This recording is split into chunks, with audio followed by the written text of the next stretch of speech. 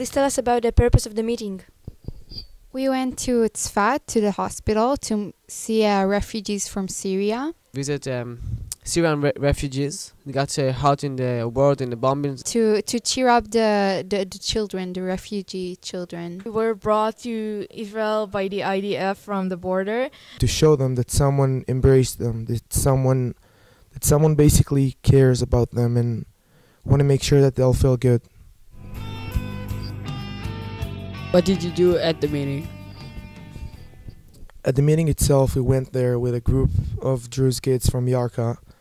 So we've been there with a lot of food and toys and this kind of stuff. They're in a really bad situation, and Israeli doctors are now taking care of them. Cheering them up, talking to them, giving them those little presents we bought. And give them some food and clothes and some basic stuff. Essentials that they maybe couldn't get in the hospital, like candy and toothbrush and stuff like that, and socks, just things to keep them happy while they're here.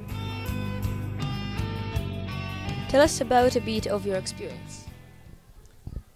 It was a bit shocking for me because they're more like children without legs, without hands. Like really like young children, like 6 or 7 years old. It was really like horrible because those kids are like 6 years old, and one of them got his house was bombed and all his family is gone. He's the only one survived, and he got like nothing left.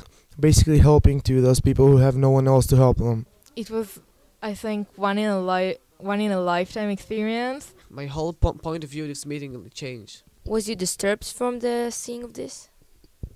I think so, a bit, but not as much as the ones who've actually been through all that, so I should feel lucky. We talked to them, like very cute and nice and optimistic.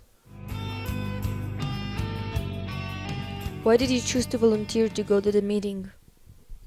It sounded like an interesting experience. Very, very new, very special. It was very interesting to me to see how the Syrian people would react, because in Syria they grew up feeling that Israeli people are their enemies.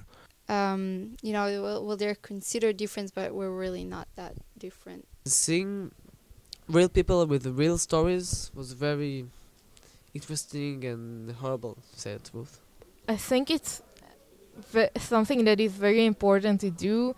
People, no matter where they're from, And to make it better for other people who are going through things. To visit them, Make sure that they'll feel good. To help. that she never thought Israelis would be so good to her. Well, they're considered different, but we're really not that different.